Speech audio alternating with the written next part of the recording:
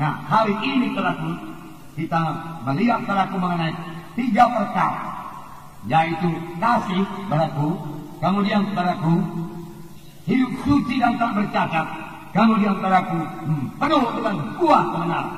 3 perkara. Kasih yang sejati yang daripada Tuhan, kemudian saudaraku hidup yang suci dan tidak bercacat, kemudian penuh dengan buah kebenaran. Saudaraku, bisakah ini terjadi? Tentunya bisa. Kalau tidak bisa, saudaraku, Tuhan tidak akan beritahukan kepada kita. Saudara, saya membacakan pada surat Filipi pasal 1 ayat 9 dan 10. Saya membacakan, dan inilah doaku. Jadi ini doa Paulus pada sidang Filipi. Semoga kasihmu makin melimpah dalam pengetahuan yang benar dan dalam segala macam pengertian. Jadi dikatakan kasihmu makin melimpah, makin bertambah-tambah dalam segala macam pengetahuan yang benar dan segala macam pengertian. Kemudian ayat 10, sehingga kamu dapat memilih apa yang baik, supaya kamu suci dan tak bercacat menjelang hari Kristus, penuh dengan buah kebenaran yang dikerjakan oleh Yesus Kristus untuk memuliakan dan memuji Allah. Penuh dengan buah kebenaran yang dikerjakan oleh Yesus. Amin, saudaraku. Jadi Yesus yang mengerjakan ini semua di dalam kita. Nah, yang pertama, saudaraku, dikatakan, saudaraku, kasih.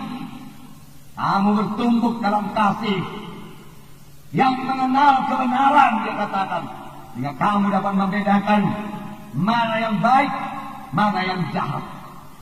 Saudaraku, inilah kasih Tuhan. Firman Tuhan berkata bahwasanya kasih Tuhan ini luar biasa. Luar biasa. Di dalam buku Efesus pasal 3 ayat 18-19. Inilah dia kasih Tuhan yang diberikan kepada kita, yang boleh kita nikmati. Patut kita bersyukur kepada Tuhan buat kasihnya yang luar biasa. Puji Tuhan, saudara. Tuhan begitu baik. Efesus 3:18. Aku berdoa supaya kamu bersama-sama dengan segala orang kudus dapat memahami betapa lebarnya dan panjangnya dan tingginya dan dalamnya kasih Kristus, dan dapat mengenal kasih itu sekalipun ia melampaui segala pengetahuan. Aku berdoa supaya kamu dipenuhi dalam seluruh kepenuhan Allah. Paulus berdoa, biarlah kamu mengenal begitulah besarnya kasih Yesus, melebihi akalmu. Terlalu tinggi, terlalu dalam, terlalu lebar, terlalu panjang, tidak bisa kamu ukur. Itu melebihi akalmu. Kasih Allah sangat besar. Biarlah pada hari ini kita tidak membatasi kasih Tuhan tersebut. Bagaimana membatasi kasih Tuhan tersebut? Kalau kita berkata dosaku terlalu besar, Tuhan tidak akan mengampuni dosaku. Ini sudah hukuman bagiku. Karena berkata, saudaraku, firman Tuhan berkata, walau dosamu merah patma sekalipun jadi putih seperti salju, firman Tuhan berkata, Tuhan datang untuk mengampuni dosa yang besar sekalipun, saudaraku, bisa disucikan oleh darah Yesus.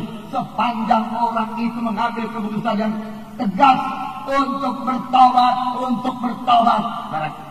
Tapi kalau orang itu sendiri tidak berniat untuk bertobat, saudaraku, dan mau terus dalam dosanya, dan dia mengandalkan kasih Tuhan yang berkata, kasih Tuhan begitu panjang, lebar dan dalam, dia tidak akan membiarkan aku ke neraka, maka dia sudah salah pengertian, salah perkiraan. Saudaraku, memang kasih Tuhan begitu besar, saudaraku, tetapi Tuhan membenci dosa, saudaraku.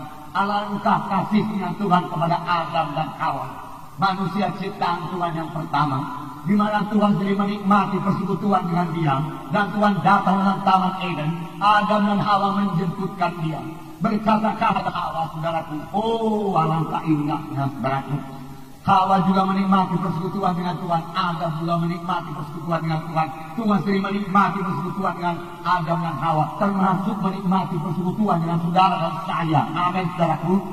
Tetapi apa yang terjadi? Pada waktu Adam dan Hawa jatuh kepada dosa, Tuhan hukum mereka. Luar biasa hukuman Tuhan. Diusir daripada Taman Eden. Bahkan dikatakan lagi dosa ini akan jadi kepadamu. Dia katakan, aku akan menambah susah payah pada waktu kamu melahirkan. Dia katakan dan lain sebagainya. Saudaraku, saudara, itulah dia Tuhan yang maha kasih, maha penyayang, maha pengampun. Saudaraku, dia tetap menghukum dosa. Saudara, sebagai anak-anak Tuhan, kita tidak bisa hidup sebagai orang dunia ini. Hari Senin, Selasa, Rabu, Kamis, Jumat, Sabtu, kemudian hari Minggu datang ke gereja dan minta semua dosa kita diampuni Tuhan. Haleluya, ampunilah dosa saya Tuhan. Saya sudah berdosa Senin, Selasa, Rabu, Kamis, Jumat, Sabtu. Ampuni semua Tuhan, ampuni. Saudara, saya katakan kepada saudara, Tuhan akan mengampuni dosa saudara. Tuhan pasti mengampuni dosa saudara. Kalau saudara mulai saat itu bertobat, saudaraku, saudara bertekad betul-betul tidak lagi menyentuh dosa itu. Oleh jadi saudara datang kepada hamba Tuhan dan berkata, oh hamba Tuhan letakkan tanganmu atas saya, saya bebas daripada dosa ikatan ini. Aku sudah bosan dengan dosa ini. Aku tahu dosa ini membawa ke neraka. Oh bebaskan aku, saudara berkata. Maka Tuhan akan membebaskan saudara. Tetapi jangan berbuat dosa lagi. Jangan berbuat dosa lagi. Tuhan Yesus berkata kepada orang yang sudah sembuh, mulai engkau sudah sembuh, perhatikan baik-baik. Mulai sekarang jangan kau berbuat dosa lagi, supaya jangan kau kena yang lebih parah.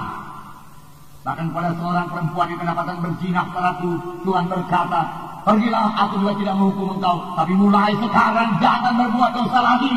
Bertobat sungguh-sungguh. Dia tidak bisa mengandalkan kasih Allah luar biasa. Dia tidak akan memberikan saya ke neraka. Tetapi selaku kita memboleh-bolehkan dosa dengan berkata, nanti kan diampuni Tuhan juga ya. Nanti ada anugerah Tuhan limpahnya itu. Inilah hari pertobatan, inilah hari keselamatan. Jangan tunggu besok, saudaraku. Jangan tunggu lebih baik lagi, saudaraku. Banyak orang karena salah mengerti dengan kasih Tuhan. Nggak ada neraka, dia katakan. Bagaimana Tuhan yang begitu baik menciptakan neraka? Nyatanya sudah banyak orang ke neraka. Sodom dan Gomora dihancurkan Tuhan dengan api yang belerang karena dosa mereka, saudaraku. Walaupun Abraham sudah membela.